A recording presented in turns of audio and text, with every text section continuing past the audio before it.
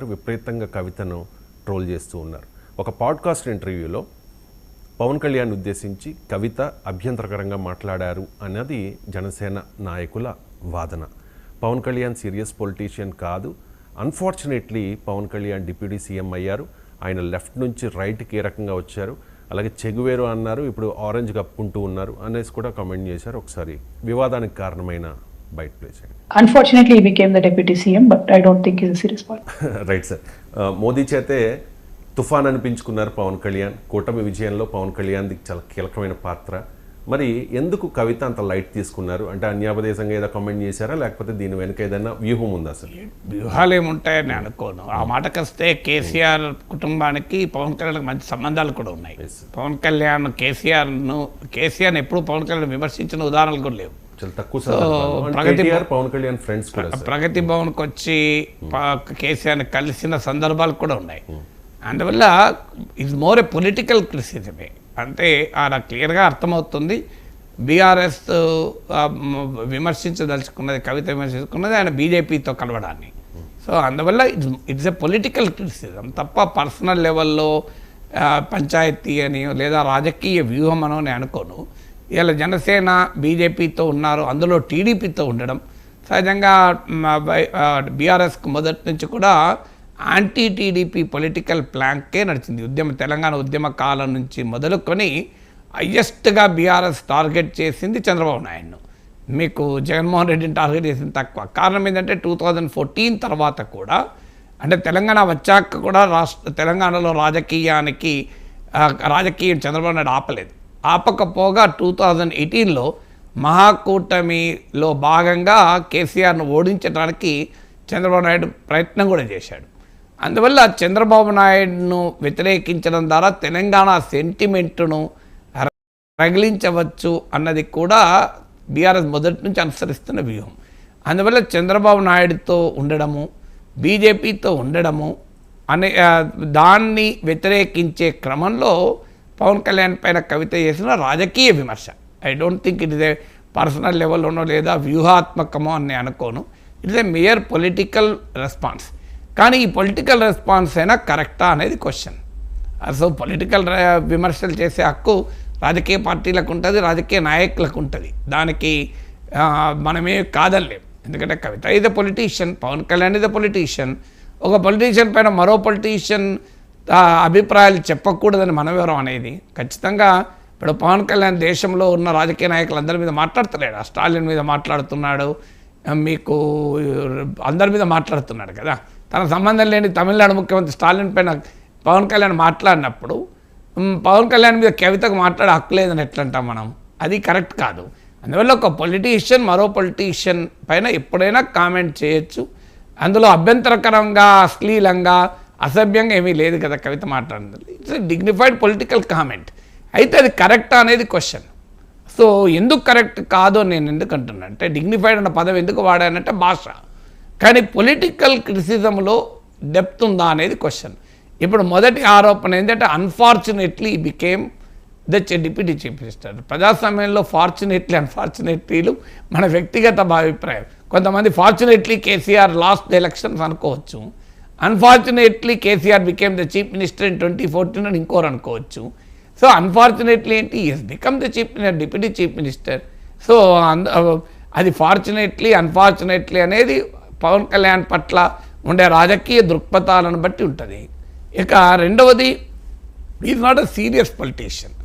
ఈ విమర్శ జగన్మోహన్ రెడ్డి చాలా కాలం చేసి అల్టిమేట్గా పవన్ కళ్యాణ్కి వచ్చిన సీట్లలో సగం సీట్లకు పడిపోయాడు.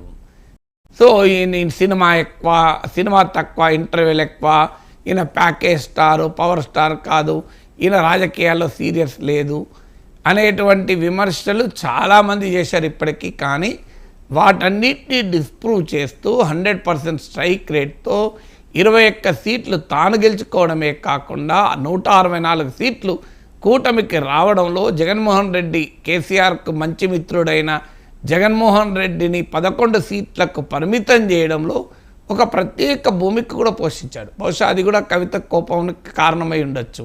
ఎందుకంటే తన మిత్రుడైన జగన్ను ఓడించడానికి పవన్ కళ్యాణ్ గేమ్ చేంజర్ అయ్యాడని. Pawan Kalyan was the man of the match అని అలాంటి వాళ్ళు ఎన్నికల ఫలితాల కన్నా ముందు నుంచి కూడా అన్నాం. సో ఒక రాజకీయ మెచ్యూరిటీ కూడా చూపాడు. మనము మీకు ఒక రాజకీయ వ్యూహం అంటే వైసీపీ వ్యతిరేక ఓటు చీలకూడదు అనే అంశాన్ని ఆధారంగా చేసుకొని ఆంధ్రప్రదేశ్ రాజకీయాన్ని మలుపు తిప్పిన నాయకుడు పవన్ కళ్యాణ్. నాన్ సీరియస్ ఎట్లంటాం, అది ఇంతకన్నా సీరియస్ పాలిటిక్స్ ఏముంటాయి? ఎత్తుగడలో సీరియస్, ఎన్నికల పోరాటంలో సీరియస్, ఎన్నికల విజయంలో కూడా సీరియసే కదా. సో ఇన్ని సీరియస్గా ఉన్న తర్వాత ఆయన నాన్ సీరియస్ అని ఇంకా పాత విమర్శలే చేస్తే సమాజం ఎట్లా యాక్సెప్ట్ చేస్తుంది? ఇదే ప్రూవెన్ రికార్డ్ ఉంది కదా. ప్రూవెన్ రికార్డ్ లేకపోతే వేరే విషయం. ఓడిపోయినా కూడా నాన్ సీరియస్ అనలేము, కానీ గెలిచిన ఉదాహరణ ఉంది. ఇప్పుడు ఆయన ఏం సినిమాలు కూడా పట్టించుకోవడం లేదు, మొత్తం రాజకీయాలకే పరిమితమయ్యాడు.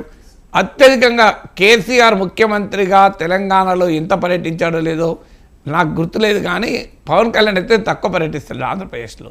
బహుశా ఇంకెక్కువనే పర్యటిస్తున్నాడేమో కేసీఆర్ కన్నా. ఎవరైనా లెక్కలు తీయాలి.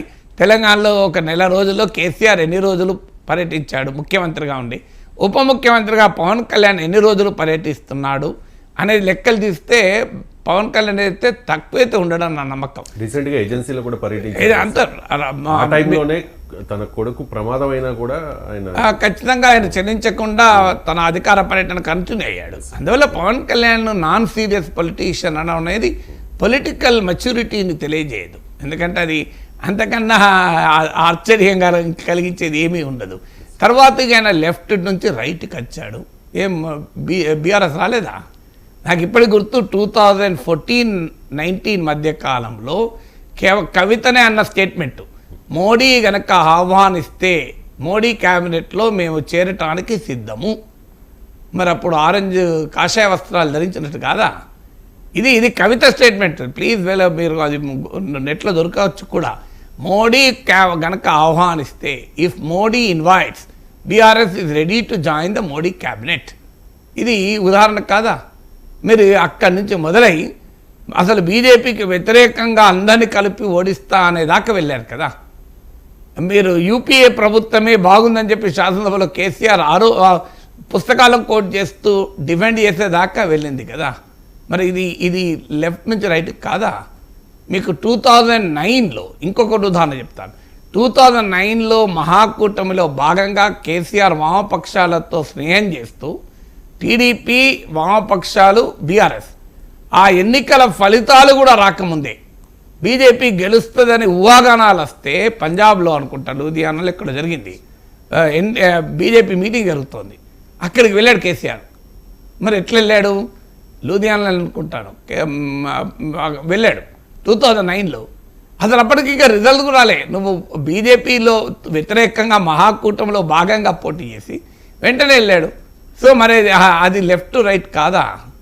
తర్వాత మీకు కరోనా సమయంలో అనుకుంటాను ఒక ముఖ్యమంత్రి మోడీని విమర్శిస్తే మామూలుగా రెచ్చిపోలే. బీజేపీ ముఖ్యమంత్రులు కాదు, కేసీఆర్ డిఫెండ్ చేశాడు మోడీని. అలాంటి మోడీని మళ్ళీ రాజకీయంగా అసలు ఎవరు మోడీ ఏంటి అసలు ఇంకా వేరే అభ్యంతరకరంగా మాట్లాడిన సందర్భాలు లేవా? తర్వాత మళ్ళీ ఇంకొకటి ఉదాహరణ చెప్తాను. మిషన్ భగీరథ లాంటి తన పెట్ స్కీమ్ తన కాన్షియన్స్ అయిన గజ్వేల్లో నరేంద్ర మోడీ చేతుల మీదుగా ఓపెనింగ్ చేయించుకున్న కేసీఆర్ నరేంద్ర మోడీ తెలంగాణకు వస్తే ప్రైమ్ మినిస్టర్ హోదాలో వచ్చినప్పుడు ముఖ్యమంత్రి హోదాలో ఆహ్వానం కూడా చెప్పండి దాకా వెళ్ళలేదా? మరి ఇది ఎక్స్ట్రీమ్ పెండులం అటు నుంచి ఇటు తిరిగింది కాదా? కవిత మాట అన్నారు సార్ May 18, 2015లో, if prime minister Narendra Modi invites me to join his cabinet we will definitely consider it, however there are no such proposals right now. క్లియర్గా మరి ఇది ఎక్కడి నుంచి ఎక్కడికి వచ్చారు? సో 2015 మార్చ్ May 18, 2015 May 18 రోజు మోడీ ఆహ్వానిస్తే మోడీ క్యాబినెట్లో చేరటానికి సిద్ధమన్న కవిత మోడీకి వ్యతిరేకంగా బీఆర్ఎస్ దేశంలోనే పోరాటం చేస్తా అనేదాకే షిఫ్ట్ కాలేదా? మరి ఇప్పుడు మీరు పవన్ కళ్యాణ్ కాషాయ వస్త్రాలు ధరించాడు, చేగువెరా నుంచి మొదలయ్యాడు అంటే మరి మీరెక్కడి నుంచి మొదలయ్యి ఎక్కడికి తేలారు? ఇప్పుడు నిన్ను ఉదాహరణలు చెప్పాను నేను బీఆర్ఎస్. ఇది ఒక బీఆర్ఎస్ అనే కాదు, తెలుగుదేశం పార్టీ అలాగే జగన్మోహన్ రెడ్డి అలాగే అన్ని రాజకీయ పార్టీలు ఈ రకమైన వైఖరులు తీసుకున్నాయి. అన్ఫార్చునేట్లీ ఏంటంటే people single out Pawan Kalyan ఒక్కని విషయంలోనే ఇట్లా చేయడం. What is that? స్టాండర్డ్స్ ఉంటే మెజర్మెంట్ అందరికీ ఒకే రకమైన మెజర్మెంట్ ఉండాలి. లేకపోతే నువ్వు you have to measure every party and every politician with the same scale కదా. పవన్ కళ్యాణ్కి వచ్చేవరకే ఈయన అటు నుంచి ఇటు పోయిండు, ఇటు నుంచి అది అందరూ పోయిండు కదా, ఎవడు పోలేదు చెప్పండి. సో చంద్రబాబు నాయుడు పోలేదు లెఫ్ట్ నుంచి రైట్కు. అసలు జగన్మోహన్ రెడ్డి మోడీతో ఉన్న జరిపిన పోరాటం ఏంటి చెప్పండి. అవిశ్వాస తీర్మానానికి కూడా బీఆర్ఎస్ మిత్రులు జగన్ సపోర్ట్ చేయలేదా? మీకు ఇంకొక ఉదాహరణ కూడా చెప్తాను. 2019కి ముందు ఆంధ్రప్రదేశ్ రాజకీయ పార్టీలు టీడీపీ వైసీపీలు తమ తమ రాజకీయ వ్యూహాల్లో భాగంగా మోడీ ప్రభుత్వం పైన ప్రత్యేక హోదా పైన అవిశ్వాస తీర్మానం పెట్టినప్పుడు what role did BRS play? So అప్పుడు బహుశా కవిత పార్లమెంట్ లోక్సభలో ఉన్నారు. ఏం రోల్ ప్లే చేశారు? ఏడీఎంకే బీఆర్ఎస్లు ఈ రెండు పార్టీలు వెల్లోకి దూసుకొచ్చి అవిశ్వాస తీర్మానము సభలో రాకుండా అడ్డుపడ్డారు.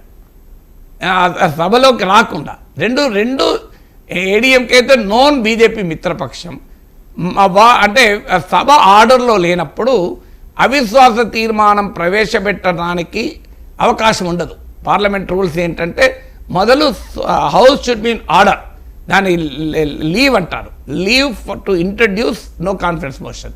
స్పీకర్ ఏం చేస్తారంటే ఈ అవిశ్వాస తీర్మానాన్ని సభలో ప్రవేశపెట్టడానికి అనుమతి ఇవ్వండి అని అంటాడు. 10% ఆఫ్ ద మెంబర్స్ అనుమతిస్తే అవిశ్వాస తీర్మానం సభలో పెడతారు. ఇది పెట్టాలి టు గివ్ ద లీవ్, అది అవకాశం ఇవ్వాలి అంటే ప్రవేశపెట్టడానికి సభ ఆర్డర్లో ఉండాలి. సభ ఆర్డర్లో లేకుండా అవిశ్వాస తీర్మానం రాకుండా జాగ్రత్త పడింది BJP through BRS and ADMK. ఈ విమర్శ వచ్చినాక చివరి 1 వీక్లో బీఆర్ఎస్ వెనక్కు తగ్గింది, ఏడీఎంకే చివరి వరకు కంటిన్యూ అయింది. సో ఎవరి ఇప్పుడు ఇవన్నీ ఎన్ని ఉదాహరణలు చెప్పాను మీకు నేను. సో ఎన్నిసార్లు బీజేపీ పట్ల అటు వెళ్ళారు. మీకు ఇంకొక ఉదాహరణ కొడుతుంది. దుబ్బాకలో ఉప ఎన్నిక జరిగింది. ఉప ఎన్నికలో బీజేపీ దూసుకొస్తుంటే కేసీఆర్ వెళ్ళలేదు, కేటీఆర్ వెళ్ళలేదు ప్రచారానికి. బీజేపీని ఓడించమని అపీల్ చేయడానికి కేసీఆర్ కేటీఆర్ దుబ్బాక పోలే. మరి దాని సంగతి ఏంది? నేను ఇంకా మీకు చెప్పాను కదా, 2009 ఇది క్లాసిక్ ఎగ్జాంపుల్. వామపక్షాలతో కలిసి టీడీపీతో కలిసి మహాకూటమిలో భాగంగా పోటీ చేసి రిజల్ట్స్ రాకముందే అనుకుంటా, అది కూడా మీరు గూగుల్లో వెరిఫై చేయండి, దొరకవచ్చు. KCR attends BJP Ludhiana meeting అనుకుంటా, గుర్తున్నంతవరకు నాకు. సో మీటింగ్ అటెండ్ అయ్యాడు, రిజల్ట్స్ కూడా రాకముందు వెళ్ళాడు. So what does it indicate? So ఇవన్నీ కూడా ఉదాహరణ. ఇవన్నీ ఎందుకంటే 16 ఏళ్ళు ఎందుకు వెరిఫై చేయమని అంటున్నా అంటే, ఒకసారి మన మెమరీ కూడా it can be wrong also కదా. అందువల్ల సబ్జెక్ట్ టు వెరిఫికేషన్ అని చెప్పడానికి కారణం అది. బట్ ఖచ్చితంగా 2009 వెళ్ళాడనే గుర్తుంది. లేకపోతే బీజేపీ వైపు చూసిన మాట మాత్రం నిజం, అందులో డిస్ప్యూట్ లేదు. రిజల్ట్ రాకముందే బీజేపీ వైపు చూశారు. సో దానికి ఏమన్నారు? తెలంగాణ కోసం మేము గొంగలి పురుగునైనా ముద్దు పెట్టుకుంటాం, కుష్టి రోగినైనా కౌలించుకుంటాం అన్నారు. మరి తెలంగాణ వచ్చాక కూడా ఉదాహరణలు చెప్పాను నేను. మీరు బీజేపీకి అనుకూలంగా మాట్లాడింది, బీజేపీకి వ్యతిరేకంగా మాట్లాడింది. సో మీరు ఇవన్నీ ఉదాహరణలు కదా. ఇంకో ఉదాహరణ చెప్తాను. సోనియా గాంధీని కుటుంబ సమేతంగా కలిసి కాంగ్రెస్ పార్టీలో బీఆర్ఎస్ను విలీనం చేస్తాను, టీఆర్ఎస్ను అప్పటి టీఆర్ఎస్ విలీనం చేస్తానని ప్రతిపాదించింది నిజం కదా. కేటీఆర్ ఇంటర్వ్యూలో చెప్పాడు కదా, నేను అది కనుక జరిగి ఉంటే నేను రాజకీయాలకు దూరం ఉండేవాడిని, నాకు అది ఇష్టం లేదు, నేను హరీష్ రావుతో పోతూనే చెప్పినా అని కేటీఆర్ ఇంటర్వ్యూలో చెప్పాడు కదా. మరి కాంగ్రెస్ పార్టీలో టీఆర్ఎస్ను విలీనం చేస్తానని కుటుంబ సమేతంగా సోనియాను కలిసి తర్వాత సోనియా గాంధీని ఏమని విమర్శించారు? అది ఎక్స్ట్రీమ్ నుంచి ఎక్స్ట్రీమ్కి వెళ్ళారు. అసలు కాంగ్రెస్ పార్టీని ఇప్పుడు ఏ రకంగా విమర్శిస్తున్నారు? సో అందువల్ల మనం పవన్ కళ్యాణ్ పాలిటిక్స్ను విమర్శించేటప్పుడు ఒక్క ఏళ్ళు పవన్ కళ్యాణ్ వైపు చూపెడితే 4 ఏళ్ళు తమ వైపే చూస్తున్నాం అన్న వాస్తవాన్ని మర్చిపోకూడదు. అందువల్ల డెఫినెట్గా కవిత మళ్ళీ చెప్పేది, Kavitha has a right to criticise Pawan Kalyan. ఆమె కూడా ఒక పొలిటీషియను, పవన్ కళ్యాణ్ ఒక పొలిటీషియను. ఆమె అన్పార్లమెంటరీ లాంగ్వేజ్ ఏమీ వాడలేదు, చాలా డిగ్నిఫైడ్ భాషే. అభ్యంతరకరమైన భాష అంటే పొలిటికల్ అభ్యంతరకరం వేరు, డిగ్నిఫైడ్ వేరు, అన్పార్లమెంటరీ వేరు. అన్ఫార్చునేట్లీ అన్నది అన్పార్లమెంటరీ కాదు కదా, పొలిటికల్లీ అభ్యంతరకరమే కావచ్చు కానీ అన్పార్లమెంటరీ కాదు. అందువల్ల ఖచ్చితంగా ఇట్ నీడ్స్ ఎ కౌంటర్, అంతవరకు మాత్రం నిజం. అందుకే నేను కౌంటర్ చేసింది. కానీ but it is not factual. Pawan Kalyan విషయంలో అది ఫ్యాక్చువల్ కాదు విమర్శ. ఆయన నాన్ సీరియస్ పొలిటీషియన్ అయితే చరిత్రలో ఎవరికి బీఆర్ఎస్ కూడా సాధ్యం కానీ 100% స్ట్రైక్ రేట్ ఎట్లా సాధ్యమవుతుంది? ఆయన నాన్ సీరియస్ పొలిటీషియన్ అయితే 21 సీట్లకు 21 సీట్లు ఎట్లా గెలుస్తాడు? ఆయన నాన్ సీరియస్ పొలిటీషియన్ అయితే 151 సీట్లున్న జగన్మోహన్ రెడ్డి ఎలా ఓడిస్తాడు? ఆయన నాన్ సీరియస్ పొలిటీషియన్ అయితే చంద్రబాబు నాయుడు లాంటి సీనియర్ రాజకీయవేత్తతో గేమ్ చేంజర్ అని ఎలా అనిపించుకుంటాడు? సో ఇవన్నీ కూడా ఆయన నాన్ సీరియస్ పొలిటీషియన్ కాదు కదా. సో నరేంద్ర మోడీ లాంటి మోస్ట్ సీరియస్ పొలిటీషియన్తో ఎలా అప్రిసియేషన్ పొందుతాడు? నాన్ సీరియస్ అయితే ఇలా వ్యూహాలు ఎందుకు మారుస్తాడు? సో చేగువేరా నుంచి సనాతన ధర్మానికి పోవాలన్నా కూడా సీరియస్నెస్ ఉంటేనే పోతాడు, నాన్ సీరియస్ పోడు కదా. నాన్ సీరియస్ అయితే అట్లా రాజకీయాల్లో పోడు. సో అందువల్ల ఏ రకంగా చూసినా ఇది డిప్యూటీ చీఫ్ మినిస్టర్. అన్ఫార్చునేట్లీ ఏంది, we should respect the people's verdict. ప్రజల తీర్పును గౌరవించాలి కదా. డెమోక్రటిక్గా ప్రజలు ఎన్నుకున్న ఉప ముఖ్యమంత్రి, ప్రజలు ఎన్నుకున్న నాయకుడు కదా. అందువల్ల పవన్ కళ్యాణ్ ప్రజానాయకుడు కాదు, ఆయన నాన్ సీరియస్ పొలిటీషియన్ కాదు. ఆయనకి దురదృష్టవశాత్తు అంటే అది బీఆర్ఎస్కు దురదృష్టమే కావచ్చు. ఎందుకంటే వాళ్ళ మిత్రుడైన జగన్కు 11 సీట్లకు పరిమితం చేయడం వల్ల కవితగా దురదృష్టం కాదు అనిపించవచ్చు, తప్పేమీ లేదు, నేను కాదని అంటలేను.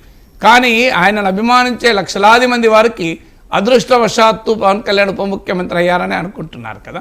ఖచ్చితంగా కవితకు దురదృష్టవశాత్తే కావచ్చు. ఎందుకంటే తమ మిత్రుడైన జగన్మోహన్ రెడ్డికి 11 సీట్లకు పరిమితం చేయడం అంటే డెఫినెట్గా బీఆర్ఎస్కు దురదృష్టంగానే అనిపిస్తుంది కదా. ఇక పవన్ కళ్యాణ్ విమర్శించినందుకు మాత్రమే కాదు, జగన్ను పొగిడినందుకు కూడా జన సైనికులు ట్రోల్ చేస్తూ ఉన్నారు సార్ కవితని.